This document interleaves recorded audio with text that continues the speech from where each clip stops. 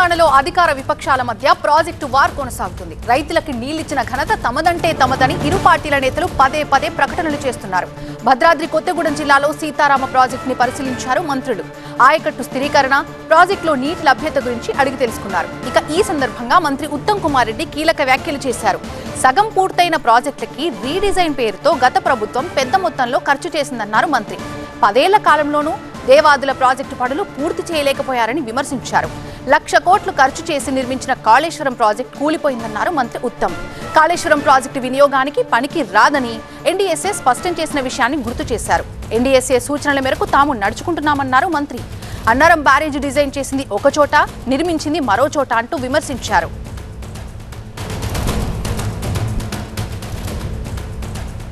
Nizam Sagar project కట్టి 100 ఏళ్ళైంది. SRSP కట్టి 60-70 ఏళ్ళైంది. నాగార్జున సాగర్ కట్టి 60-70 ఏళ్ళైంది. ఈ ప్రాజెక్టు చెక్కు చెదరలేదు. అసలు పూర్తిగా మరి అన్ని దశాబ్దాల నుంచి మంచిగా నీళ్ళు ఇస్తుంటే వాళ్ళు కట్టిన కాళేశ్వరం ప్రాజెక్టు 3 ఏళ్లలో 2016 మొదలుపెట్టి 2019లో మరి పూర్తి చేసిన అంటారు. 2023 వాళ్ళ హయాంలోనే కూలిపోయింది.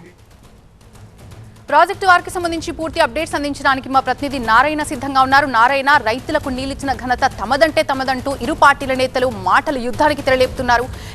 ఈ వారికి తెరపడేది ఎప్పుడంటారు?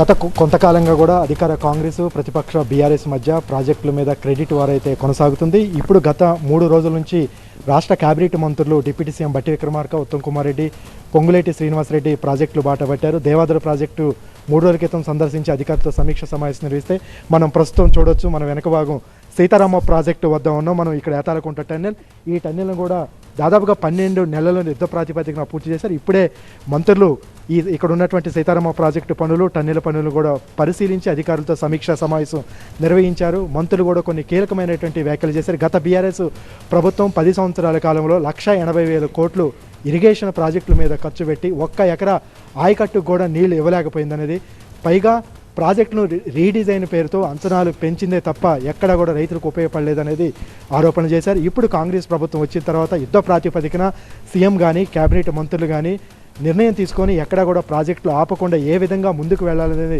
నిర్ణయం తీసుకొని ఒక ప్రణాళికాబద్ధంగా సాగునీటి ప్రాజెక్టులన్నీ కూడా పూర్తి చేసి రైతాంగానికి సాగునీరు ఇవ్వాలనే ఉద్దేశంతోనే తాము ముందుకెళ్తున్నట్టు, అందుకనే వాస్తవాలు చెప్పడానికి, వాస్తవ పరిస్థితి ఏ విధంగా ఉంది అనేది గత 4 రోజుల నుంచి ప్రాజెక్టును స్వయంగా పరిశీలిస్తున్నామని చెప్పారు. ఉమ్మడి ఖమ్మం జిల్లాకి సంబంధించి సీతారామ ప్రాజెక్టు గతంలో వైఎస్ రాజశేఖర రెడ్డి ఉన్నప్పుడు కాంగ్రెస్ హయాంలోనే దుమ్ముగూడెం వద్ద రాజీవ్ సాగర్, రుద్రంకోట వద్ద ఇందిరాసాగర్ పేరుతోనే నిర్మించడానికి ప్రణాళిక రూపొందించి నిధులు కూడా విడుదల చేయడం జరిగింది. కానీ ఆ తర్వాత బీఆర్ఎస్ ప్రభుత్వం వీటన్నిటి కూడా రీడిజైన్ చేసి సీతారామ ప్రాజెక్టు పేరుతో దాదాపుగా ఇప్పుడు పెరిగిన అంచనాల ప్రకారం 18,500 కోట్లకు చేరుకుంది. కాంగ్రెస్ ప్రభుత్వం వచ్చిన తర్వాత ఇప్పటి వరకు 1000 కోట్లు కూడా నిధులు యుద్ధ ప్రాతిపదికన విడుదల చేసి రాజీవ్ లింక్ కెనాల్ను కూడా పూర్తి చేసి ఇటీవల గత వారం రోజులుగా వైరా రిజర్వాయరు, లంకాసాగర్ రిజర్వాయర్లతో పాటు ఎన్ఎస్పి ఆయకట్టు కెనాల్స్ కూడా గోదావరి జలాలు ఇచ్చినటువంటి ఘనత తమ ప్రభుత్వానికే దక్కుతుందనేది మంత్రులు చెప్పినటువంటి పరిస్థితి. అయితే బీఆర్ఎస్ ఇవన్నీ వాస్తవాలను పక్కన పెట్టి కావాలనే ఉద్దేశపూర్వకంగా కాంగ్రెస్ ప్రభుత్వం మీద తప్పుడు ప్రచారం చేస్తుంది. వాస్తవాలు మేము చెప్పడానికే ప్రాజెక్టులు బాట పట్టినట్టు కూడా చెప్పారు. తుమ్మిడిహట్టి అంశం మీద కూడా వారం రోజుల్లోనే CM, deputy CM, irrigation minister, cabinet మంత్రులు కూడా మహారాష్ట్రకు వెళ్ళి చర్చలు జరుపుతున్నట్టు కూడా ఉత్తమ్ కుమార్ రెడ్డి తెలిపారు. ఇక మేడిగడ్డ అంశం మీద ఎన్డీఎస్ఏ ఏదైతే రిపోర్ట్ ఇచ్చిందో దాని ప్రకారమే అధ్యయనం చేసి ముందుకెళ్తున్నాం తప్ప ఉద్దేశపూర్వకంగా కాళేశ్వరం మీద ఎలాంటి నిర్ణయం కానీ జాప్యం కానీ మేము తీసుకోలేదు అనేది కూడా మంత్రులు స్పష్టం చేశారు. ఏదైతే దేవాదుల ప్రాజెక్టు కానీ, సీతారామ ప్రాజెక్టు కానీ, పాలమూరు రంగారెడ్డి కానీ ఈ ప్రాజెక్టులన్నీ కూడా ఒక ప్రణాళికాబద్ధంగా నిధులు కేటాయించి మా హయాంలోనే పూర్తి చేసి సాగునీరు అందిస్తామని మంత్రులు అయితే స్పష్టం చేశారు. Thank you Narayana.